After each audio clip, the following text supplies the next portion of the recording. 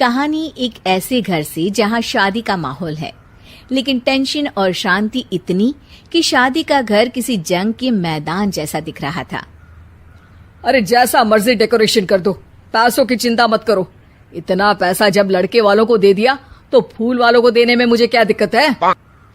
अरे धीरे बोलो ना, साफ लग रहा है कि फ्रस्ट्रेटेड हो। अरे तुम तो चुप ही रहो। एक बेटी संभाल नहीं पाई। सारा दिन मैं काम पर जाता था, सोचता था घर पर बच्चों को अच्छे से संस्कार मिल रहे होंगे, लेकिन नहीं, मैडम को तो अपनी किटी और फैशन से फुर्सत मिले तब ना। माँ चुपचाप वहां से चली जाती है। समझ में नहीं आता कि आखिर शर्मा खानदान में हो क्या रहा है। कल तक चिड़िया सी फुदकने वाली शीना की शादी यूं अचानक एक मोटे काले लड़के से क्यों हो रही है? शीना कमरे में हाथ में गुड़िया लिए बोलती है, मेरे साथ जो हो रहा है ठीक हो रहा है। तुम तो सब जानती हो, साहिल मेरे लिए भगवान है। अब जब वो ही नहीं मिला तो फिर कोई भी हो, जिंदगी ही तो जीनी है, जी लेंगे। बाहर शीना की बुआ किसी से बात करती है। अरे मोटा नहीं, उसे तो खाते पीते घर का कहते हैं। अब ओबेरॉय का नाम भी किसी को बताने वाली बात है। उनका इकलौता लड़का तो करोड़ों की सामी तो है ही। अरे हमारी शीना बिटिया तो रानी बनेगी, रानी।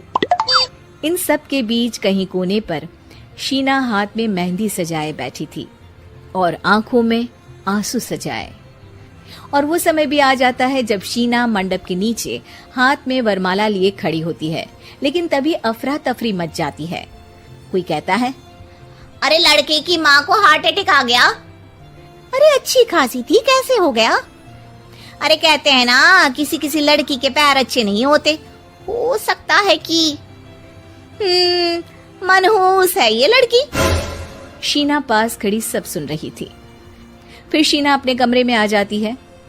शादी ये कहकर नहीं होती कि लड़की मनहूस है। अब लगातार शीना के लिए लड़के देखने आते, लेकिन आस पड़ोस या किसी के कहने पर शादी हर बार टूट जाती। लेकिन एक दिन, अंकल, मैं काफी दिनों से आपसे मिलने की कोशिश कर रहा था, लेकिन हिम्मत नहीं हो पा रही थी। अरे बेटा, हिम्मत तो हमारी टूटी पड़ी है। वैसे कौन हो तुम? अब मेरा नाम साहिल है अंकल। मैं शीना से प्यार करता हूँ और उसी से शादी करना चाहता हूँ। अरे अब तो किस जात के हो ये भी मायने नहीं रखता। बेटा, मेरी बेटी मनहूस है, ये सब कहते हैं कि इसीलिए उसकी शादी नहीं हो पा रही। अगर तुम शादी करने को तैयार हो तो ठीक है।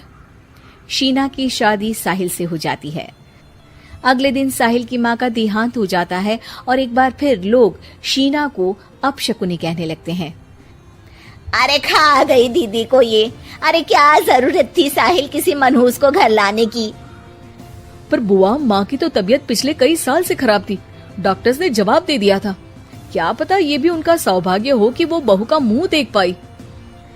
अरे बहू का मुंह देख पाई, या ये कह लो कि बहू का मुंह देखते ही स्वर्ग लोक सिधार गई। खैर, हमें क्या, घर तुम्हारा है, हम तो चले। अब शीना को खुद पर ही शक होने लगता है कि कहीं सच में वो अपशकुनी तो नहीं। साहिल, हम दोनों की शादी नहीं हुई होती तो अच्छा था।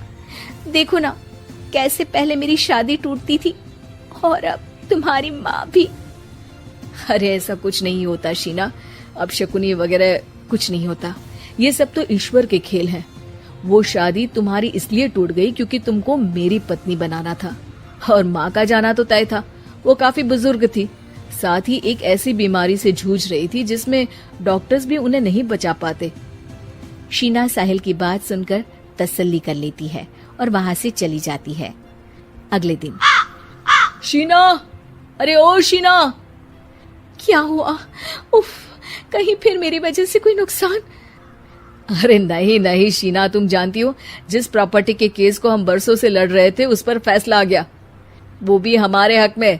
अब हम करोड़पति हो गए शीना। शीना शांत रहती है। अरे क्या हुआ? करोड़ पत्नी बनकर तुमको खुशी नहीं हुई? शीना की आंखों में पानी आ जाता है। चलिए जी, कुछ तो अच्छा हुआ मेरी जिंदगी में आकर आपके साथ। साहिल शीना को गले लगाकर कहता है, मेरी नई नौकरी भी तुम्हारे ही आने से लगी, ये प्रॉपर्टी का केस जीता, सब कुछ तो तुम्हारे आने के बाद ही हुआ। फिर तुम मनहूस कैसे? ये सुनकर शीना खुश हो जाती है।